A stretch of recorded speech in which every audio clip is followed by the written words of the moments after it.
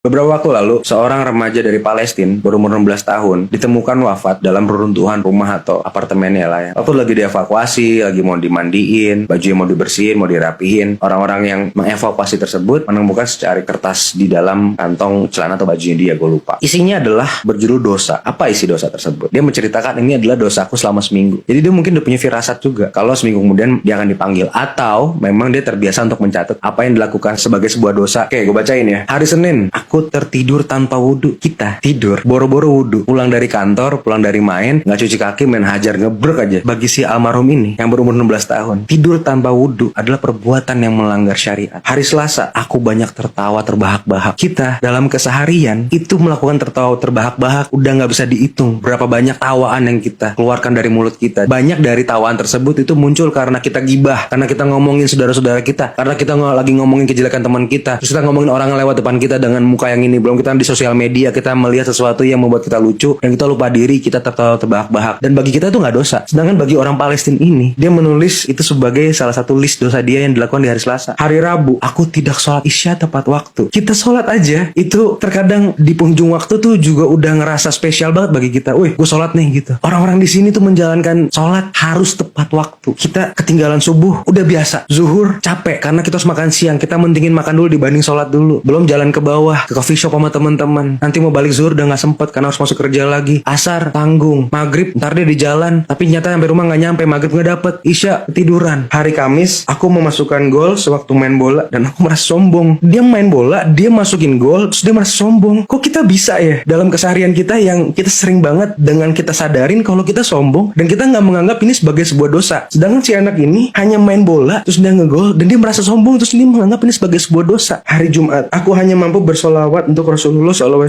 sebanyak 700 kali. Mas, mesti harus berapa dia mampu bersolawat di hari Jumat untuk Rasulullah SAW? Allahu Akbar. Bahkan kita di hari-hari kita solawat semampu kita 3 kali, 4 kali, 10 kali, dan kita merasa sombong dan kita sholat di penghujung waktu nggak tepat waktu dan kita tertawa terbahak-bahak dan tidur boro-boro wudhu langsung tergeletak gitu aja. Sabtu, aku lupa zikir pagi, hal yang kalau gue pribadi jarang ngelakuin karena pagi gue pasti preparing untuk kerja. Astagfirullahaladzim, hal gini ngebuat gue sedih dan bisa menangis karena wah, kalau dibanding ini dosa gue seberapa banyak gitu. Astagfirullah. Kita sadar gak sih kalau kita tuh hidup berumuran dosa? Bahkan orang-orang yang seperti ini yang melakukan ibadah jauh banget di atas kita, sedangkan umurnya di bawah gue jauh banget, itu merasa dia melakukan dosa banyak, padahal ibadah dia banyak banget. Kita yang hidup enak-enakan gini, yang kita cuma beralaskan, wah gue sholat nih 5 waktu, gue ini, selesai. Kita menganggap itu sebuah ibadah yang sudah cukup, padahal belum cukup. Karena kita gak pernah tahu pahala kita, dosa kita itu bakal kita giring ke akhirat kayak gimana, bakal kita giring untuk mempertanggungjawabkan di mahkamah Allah tuh kayak gimana, kita gak pernah tahu. Dan kita sepertinya kita belum siap untuk itu. Kita hanya pura-pura untuk siap. Astagfirullah.